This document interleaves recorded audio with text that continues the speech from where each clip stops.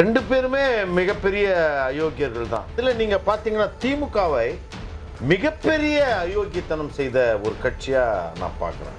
நிறைய மூமெண்ட்டுங்க மோடி வந்து நல்ல மூமெண்ட்டை பண்றாரு. இதுதான் பகுத்தறிவு. இதெல்லாம் இந்த ஜனங்களுக்கு பூட்டனா போதும், இந்த ஜனங்களுக்கு மேன்மை ஆயிடுவானுங்கன்னா அதை இவர்கள் பரப்பவே இல்லை. இதுதான் பகுத்தறிவு. இதெல்லாம் இந்த ஜனங்களுக்கு பூட்டனா போதும், இந்த ஜனங்களுக்கு மேன்மை ஆயிடுவானுங்கன்னா அதை இவர்கள் பரப்பவே இல்லை. திராவிடம் என்கிற பெயரை பயன்படுத்துகிறார்கள். இது மிகப்பெரிய அயோக்கியத்தனமா நான் நினைக்கிறேன்.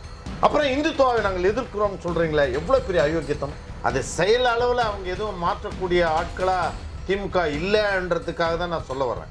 எனக்கு வந்து பாஜகவுடைய மோடி அவர்களை பல விஷயங்கள்ல எனக்கு பிடிக்கும். ஆனால் ராகுல் காந்தி கூட தன்னை ஒரு காஷ்மீரை பார்ப்பான், நான் வந்து பூணூல் போட்ட காஷ்மீரை பார்ப்பான் அப்படின்னு சொல்றாரு. அதைத்தான் திமுக தன்னுடைய மிகப்பெரிய தவறாக நான் சொல்றேன். எஸ் வெப் டிவி நேர்கள் அனைவருக்கும் இனிய வணக்கங்கள். நடக்க இருக்கிற பாராளுமன்ற தேர்தலில் போட்டியிடக்கூடிய கட்சிகள் மற்றும் அவற்றின் கூட்டணிகள், அவற்றின் பின்னணிகள் என்னென்ன அப்படின்றத பற்றி தாங்க நம்ம இன்னைக்கு பேச இருக்கோம். அதாவது நாளைய மனிதன், அதிசய மனிதன், அசுரன் போன்ற ஒரு விஞ்ஞானபூர்வமான படங்களை இயக்கியவரும் மற்றும் தமிழ்நாட்டில் வந்து நார்த்திகம் பேசக்கூடிய வகையில் கடவுளே இல்லை என்று கடவுள் என்ற ஒரு திரைப்படத்தை இயக்கியவரும் மற்றும் பெண்களுக்கு எதிரான ஒரு பாலியல் வன்கொடுமைகள் என்னென்ன, அவற்றிற்கான தீர்வுகள் என்ன அப்படின்னு ஒரு காதல் கதையை இயக்கியவரும் மற்றும் சமூக ஆர்வலருமான திரு வேலு பிரபாகரன் அவர்களை தாங்க மீட் பண்ண இருக்கோம். வணக்கம் சார். வணக்கம். பாராளுமன்ற தேர்தலில் அதிமுக திமுக கூட்டணி இவர்களை பற்றி நீங்க வந்து என்ன சார் நினைக்கிறீங்க, என்ன விமர்சிக்கிறீங்க? முதல்ல அரசியல் கட்சி என்னாவே, அரசியல்வாதிகள் அப்படின்னாவே நம்ம நாட்டில் அது நெடுங்காலமாக வெறும் அயோக்கியர்களுடைய ஒரு வேலை, இல்லைன்னா அரசியல் பண்ணுறவங்களாம் அயோக்கியன் அப்படிங்கிற மாதிரி தான் ஆயிடுச்சு. அது புருவாகவும் ஆயிடுச்சு. அந்த விதத்தில் நீங்கள் எல்லா அரசியல் கட்சிகளையும் நாம் இப்படி தான் பார்க்க முடியும். எப்படி பார்க்க முடியும்னா, கொஞ்சம் அயோக்கியத்தனம் பண்ண கட்சி, பெரிய அயோக்கியத்தனம் பண்ணுற கட்சி, நிறைய திருடுற கட்சி, கொஞ்சமாக திருடுற கட்சி, இப்படித்தான் எல்லா அரசியல் கட்சிகளுமே நாம் இங்கே பார்க்க முடியும். அந்த விதத்தில் பார்த்தீங்கன்னா ரெண்டு பேருமே ஒருத்தருக்கு ஒருத்தர் குறைஞ்சவங்க கிடையாது. ரெண்டு பேருமே மிகப்பெரிய அயோக்கியர்கள் தான். கொள்கை அளவுலையும் சரி, அவர்களுடைய அரசியல் நிர்வாக திறமையிலையும் அவங்க வந்து திறமையற்றவர்களாக, இல்லைன்னா ரொம்ப அயோக்கியர்களாகத்தான் நமக்கு கடந்த 50 ஆண்டு கால ஆட்சி எடுத்து சொல்லுது. இதில் நீங்கள் பார்த்தீங்கன்னா திமுகவை மிகப்பெரிய அயோக்கியத்தனம் செய்த ஒரு கட்சியாக நான் பார்க்குறேன். எப்படின்னா, திராவிட முன்னேற்ற கழகம் அப்படின்னா அதனுடைய கொள்கை என்ன அப்படின்னா அது எனக்கு தெரியல. இப்போ நான் சொன்னால் கூட தமிழ்நாட்டில் யாராவது ஒருத்தருக்காவது நான் என்ன சொல்கிறேன்றத புரியுமா, அல்லது நான் ஒரு நேர்மையான விஷயத்தை பேசிகிட்டு இருக்கிறேன் அப்படிங்கிறத புரியுமான்னு எனக்கு தெரியல. அதாவது திராவிட முன்னேற்ற கழகம் அப்படின்னு அந்த கழகம்னாவே என்ன அர்த்தம்னா, மக்களை பகுத்தறிவாளர்களாக, மக்களை அறிவாளிகளாக, மக்களை மேம்படுத்தணும் அப்படின்னு ஏற்படுத்தப்பட்ட கட்சி. அது அறிவை மாற்றி, மக்களுடைய அறிவை, மூடத்தனங்களை களைந்து பகுத்தறிவால் அவர்களுடைய அறிவை மாற்றினால் மட்டுமே இந்த நாடு முன்னேறும் அப்படிங்கிற மிகப்பெரிய பெரியாருடைய கருத்தியலை அண்ணா ஏற்றுக்கொண்டு, அந்த கொள்கை தான் என் கட்சியோட கொள்கை அப்படின்னு சொல்லி ஆரம்பிக்கப்பட்ட கட்சி தான். அப்படிப்பட்ட ஆரம்பிக்கப்பட்ட கட்சி அந்த வேலையை செய்திருக்கிறதா அப்படின்னு பார்த்தா அந்த வேலையை அவர்கள் செய்யவில்லை. இதற்காக எந்த கொள்கைக்காக அவர்கள் ஒரு கட்சி ஆரம்பித்தார்களோ அந்த கொள்கையில் இன்னைக்கு அந்த கட்சி தலைவர்களே இல்லாமல் போயிட்டாங்க. முதல்ல நீங்கள் நல்லா பாருங்க, திராவிட முன்னேற்ற கழகம் அப்படின்னா என்னன்னா, சாதிகளை ஒழிப்பது, அவர்களுடைய மிகப்பெரியது, மூட நம்பிக்கைகளை ஒழிப்பது, பெண்ணடிமையை ஒழிப்பது,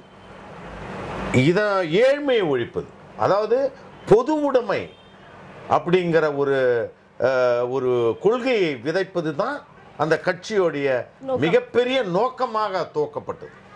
ஆனால் நல்லா பாருங்க, மக்கள் எல்லாம் ஏழைகளாக இருக்கிறார்கள். பெரும்பாலான மக்கள், அதாவது 50 வருடங்களுக்கு முன்னாடி இருந்த ஏழைகள் தொகையை விட இன்னைக்கு வந்து அது 3 மடங்காக ஏழைகள் உயர்ந்திருக்கிறார்கள். அப்புறம் அந்த ஏழ்மை அப்படியே இருக்கு. ஆனால் ஏழ்மையை ஒழிப்போம் என்று சொன்ன கட்சி மொத்த குடும்பமே மிகப்பெரிய பணக்காரர்களாக உருவாகும். இப்போ நீங்க வந்து மக்கள் உங்களால் எதுவுமே செய்ய முடியல, மக்களை ஏழையாக தான் இருக்கிறாங்க அப்படின்னா கூட நீங்கள் ஏழையாகவே தான் இருந்திருக்கணும். தலைவர்கள் எப்படி இவ்வளவு பெரிய பணக்காரர்களாக மாறி இந்தியாவிலே மிகப்பெரிய பணக்கார குடும்பமாக அது மாறி திராவிட முன்னேற்ற கழகம் ராஜாக்கள் ஆட்சியை ஒழித்துவிட்டு மன்னராட்சியை ஒழித்துவிட்டு மக்களாட்சியை நிலைநாட்டுகிற ஒரு விஷயம்தான் ஜனநாயகம். அந்த ஜனநாயகத்தில் முன்னேற்ற கழகம்னு ஒரு கட்சி. கடைசியில் பார்த்தீங்கன்னா நாம் பின்னுக்கு போயிட்டோன்றது எப்படி தெரியுதுன்னா, அந்த கட்சியோடைய அடுத்த தலைவர் அந்த வீட்டில் தான் இருக்கிறாங்க. அந்த கட்சியில் ஒரு முக்கியமான பெண் தலைவர் அப்படிங்கிறது கனிமொழி என்றவங்க அந்த வீட்டில் தான் இருக்கிறாங்க. அந்த அதிகமான டிவியை அதிகமான இந்த தொலைக்காட்சிகளை வச்சுக்கிட்டு இருக்கிற நிறுவனங்கள் அந்த வீட்டில் தான் இருக்கிறாங்க. ஆக அவர்களுடைய மனைவிமார்களும் அந்த கட்சி தலைவர்களுமே மூட நம்பிக்கையை நம்புகிற ஒரு மூடர்களாக, மடையர்களாக, மக்களை ஏமாற்றுகிற அயோக்கியர்களாக. பெரியார் தான் இந்த கட்சிக்கு தலைவர்னா பெரியார் கொள்கைக்கும் அதுக்கும் எந்த சம்மந்தமும் இல்லை. அவனுங்க நடத்துகிற டிவியில் வர்ற நாடகங்களாகட்டும், அதில் வர்ற செய்திகளாகட்டும், அதில் வர்ற இதுவாகட்டும், இந்த முற்போக்கு கழகம்னு ஒரு கட்சி ஆரம்பித்து அந்த கட்சியில் இன்னொரு தலைவன் கூட உருவாக்க முடியாத நிலை. தன் குடும்பத்தில் தான் இவருக்கு அடுத்து ஸ்டாலினுக்கு அடுத்தும் தலைவனும் அந்த குடும்பத்தில் தான் இருக்கும். இப்போ இப்படிப்பட்ட ஒரு நிலை வருகிற ஒரு கட்சியை எப்படி ஒரு ஜனநாயக கட்சியாக, எப்படி இது ஒரு எதிர்காலத்தில் இந்த மக்களை ஏற்றமிகு ஒரு மாற்றி அமைக்கக்கூடிய ஒரு கொள்கை இருக்குது இந்த கட்சிக்கிட்ட நம்ம எப்படி நம்ப முடியும்? இவ்வளோ பெரிய வாய்ப்பு அந்த மக்களுக்கு அந்த கட்சி கிடைச்சது. என்ன மாதிரி வாய்ப்பு? பெரியார் அவர்களும் அண்ணா அவர்களும் பகுத்தறிவை, இதுதான் பகுத்தறிவு, இதெல்லாம் இந்த ஜனங்களுக்கு புகட்டினா போதும், இந்த ஜனங்களுக்கு மேன்மை ஆயிடுவானுங்கன்னா அதை இவர்கள் பரப்பவே இல்லை. அதை பரப்பாமல் செய்தது மிகப்பெரிய குற்றம். அதை பரப்புகிற வாய்ப்பு இருந்து அப்படி மாற்றினால் மட்டுமே இந்த மக்கள் பண்படைவார்கள். அப்படி இந்த மக்களை பகுத்தறிவாளர்களாக மாற்றினால் மட்டும்தான் இந்த மக்கள் அடுத்தடுத்த நிலைக்கு போவான். அப்படிப்பட்ட வாய்ப்பை 50 ஆண்டு காலமாக விட்டுட்டானுங்க. அதை எதுக்கு விட்டானுங்க, ஏன் விட்டானுங்க, எப்படி போச்சுன்னே தெரியல. இவனுங்க ஆரம்பித்த டிவியெல்லாம் இன்னைக்கு இந்த சன் டிவி மாதிரி பெரியாரோடைய அறிவு மூலதனத்தில் துவக்கப்பட்ட கட்சி இது டிவி. அது எவ்வளோ பெரிய வாய்ப்பு, எவ்வளோ பெரிய வாய்ப்பு. ஆனால் அந்த டிவியும் தான் இன்னைக்கு மக்கள்கிட்ட அதிகமான மூட நம்பிக்கைகளை பரப்புது. இதெல்லாம் எடுத்து யாரும் பார்க்க மாட்டேங்கிறான். எவ்வளோ பெரிய வாய்ப்பு கிடைக்குது, ஆனால் அந்த வாய்ப்பை தவறாக பயன்படுத்தி கொண்டிருக்கிறார்கள். ஆனால் அவனுங்க வந்து பெரியார் பேரை பயன்படுத்துகிறார்கள், திராவிடம் என்கிற பேரை பயன்படுத்துகிறார்கள். இது மிகப்பெரிய அயோக்கியத்தனமாக நான் நினைக்கிறேன். 2 பேருக்குமே எந்த வித்தியாசமும் கிடையாது. இவர் மதவாதத்தை எதிர்க்கிறேன்னா உங்கள் மனைவி, உங்கள் மக்கள், நீங்கள் எல்லாரும் அந்த கோயிலில் போய் நிற்கிறீங்க, அந்த மதத்தை நம்புறீங்க. எந்த மதத்தை நம்புகிறீர்கள்? நீங்கள் இந்துக்களாக இருக்கிறீர்கள். உங்களுடைய அந்த இந்துத்துவத்தை உங்களுடைய வீட்டில் கடைபிடிக்கிறீங்க, உங்களுடைய மனைவிமார்கள் கடைபிடிக்கிறீங்க, உங்கள் பிள்ளைகள் கடைபிடிக்கிறார்கள், நீங்கள் எடுக்கிற சினிமாவில் கடைபிடிக்கிறீங்க, நீங்கள் சொல்கிற டிவியில் கடைபிடிக்கிறீங்க. அப்புறம் இந்துத்துவாவை நாங்கள் எதிர்க்கிறோம்னு சொல்கிறீங்களே, எவ்வளோ பெரிய அயோக்கியத்தனம். இப்போ வந்து நீங்கள் திமுக மேலே வந்து குற்றம் சாட்டுறீங்க இல்லைங்களா? ஸோ அதனால் நீங்கள் வந்து அதிமுகவும் பிஜேபியும் ஆதரிக்கிறீங்களா சார்? நீங்கள் இல்லை, 2க்குமே எந்த வித்தியாசமும் இல்லைன்ற. நான் மதவாதம் இல்லைன்னு இவங்க சொல்கிறது வெறும் சொல்லளவில் தான்.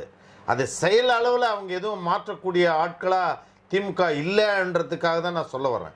நீங்கள் அப்படி சொன்னீங்கன்னா நான் வந்து ஏதோ குதிரைக்கு லாடம் கட்டின மாதிரி இந்த கட்சி தலைவன் தான் சரி, அந்த கட்சி தலைவன் சரியில்லை அப்படின்ற மாதிரியான ஒரே பார்வையில் பார்க்குறது ஆள் இல்லை. நான் எனக்கு வந்து பாஜகவுடைய மோடி அவர்களை பல விஷயங்களில் எனக்கு பிடிக்கும். குடும்பம் இல்லாதது, இல்லைனா அவர்களுடைய அண்ணன் தம்பி குடும்பங்களை வந்து இந்த அரசாங்க அதிகாரத்துக்குள்ளே நுழைய விடாமல் இருக்கிறது, அப்புறம் தன் குடும்பம் சொத்து சேர்க்க விடாமல் இருக்கிறது பார்க்கறது, இப்படிப்பட்ட பல விஷயங்களை அந்த பணப்பரிமாற்றத்தில் கூட எனக்கு ஒரு வித்தியாசமான பார்வை இருக்குது. எனக்கு அந்த இந்த செல்லாத ஆயிடுச்சுல 500 ரூபாய் நோட்டெல்லாம், இப்போ அதையெல்லாம் கூட எனக்கு பிடிச்சிருக்குது. அதெல்லாம் ஒரு நல்ல மூமெண்ட்டு. ஏதோ அது ஒரு ஃபெயிலியர் ஆகிடுதுன்னா அது எத்தனையோ மூமெண்ட்டு ஃபெயிலியர் ஆகிடுது, அது மாதிரி அதுவும் ஃபெயிலியர் ஆகிடுச்சுன்னு வேணும்னா நினச்சிக்கலாம். பட் நிறைய மூமெண்ட்டுங்க மோடி வந்து நல்ல மூமெண்ட்டை பண்ணுறாரு. அதையெல்லாம் கூட நாம் கருத்தில் எடுத்துக்கணும். அதனால் ஏதோ மதவாதத்தை இவங்க மதவாத கட்சி அவங்க மதவாதம் இல்லாத கட்சி அப்படிங்கிறதுல எந்த ஒரு பாகுபாடும் இல்லை. நீங்கள் சமீபத்தில் பார்த்தீங்கன்னா ராகுல் காந்தி கூட தன்னை ஒரு காஷ்மீரை பாப்பான், நான் வந்து பூணூல் போட்ட காஷ்மீரை பாப்பான் அப்படின்னு சொல்கிறார். அப்போ அதுக்கு இங்கே இருக்கிற குருமூர்த்தி கூட ஒரு கேள்வி கேட்குறாரு, உங்களுக்கு என்ன தமிழ்நாட்டு பாப்பான் தான் பிடிக்காதா, பாப்பான் காஷ்மீர்லேருந்து வந்தால் பிடிக்குமா அப்படின்னு ஒருத்தன் கேள்வி கேட்குறான். அந்த கேள்விக்கு என்ன பதில் நீங்கள் சொல்ல முடியும்? அது ஒரு சரியான கேள்வியாக தான் இருக்குது என்னை பொறுத்த வரைக்கும். அதனால் நான் 2 பேருமே திருடர்கள், 2 பேருமே அயோக்கியர்கள், 2 பேருக்குமே எந்த மக்கள் நலன்லையும் அக்கறை இருக்க போகிறதில்ல. சும்மா ஏதோ நடக்குது, ஏதோ காவிரின்றான் அதுன்றான், இந்த சின்ன கொஞ்சம் பசங்களுக்கும் புரியாமல் ஏதோ அதை நடத்துவார். எதுவுமே அதாவது அரசாங்கம் நடக்கிற நடப்பு தான் நடக்கும். மற்றபடி இவனுங்க போயிட்டு அங்கே கிழிக்கிறது எதுவும் இல்லை. இவனுங்க போயிட்டு வந்தானுங்கன்னா அவன் சொத்து வீடு சொத்து செத்துக்கும். இந்த மக்கள் வந்து மக்களாகவே இல்லை. இந்த நாட்டு மக்கள் வந்து ஆடுகளா மாடுகளா பன்றிகளா ஓநாய்களா நாய்களா மாற்றப்பட்டிருக்கிறானுங்க, மூடர்களா. இப்படி பகுத்தறிவு பின்னாடி போக போக மனிதன் வந்து இன்னும் மேலே போகணும். உலகத்தரத்துக்கு வந்து நம்ம நாட்டில் பார்த்தீங்கன்னா நம்ம நாட்டோட அறிவு நம்ம நாட்டோட பண்பு ரொம்ப ரொம்ப காட்டு மிராண்டித்தனமாக தான் இருக்குது. அப்போ இந்த காட்டு மிராண்டித்தனத்திலேருந்து இந்த மக்களை முன்னேற்றத்திற்கு தான் அந்த பகுத்தறிவை நாம் பரப்ப வேண்டிய கட்டாயம் இருந்தது. இப்போ கடைசியில் இப்போ அதை பற்றி பேசினாவே யாருக்கும் புரியாத ஒரு நிலைமை வந்துடுச்சு. அதைத்தான் திமுக தன்னுடைய மிகப்பெரிய தவறாக நான் சொல்கிறேன்.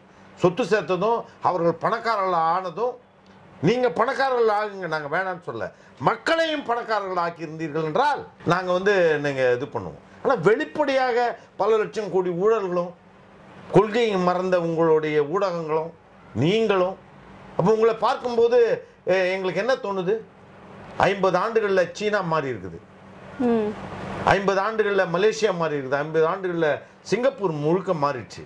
அப்படி ஒரு நாட்டை மாற்ற வேண்டிய ஒரு அவசியத்தில் இருக்கிற மக்களை அப்படி ஒரு பொறுப்பு கழக உங்களுக்கு கொடுத்தோம், அப்படி ஒரு பொறுப்பு உங்களுக்கு இருந்தோம், அந்த பொறுப்பை நீங்கள் வீணாக்கிட்டீங்கன்றது தான் எங்களோட கவலை.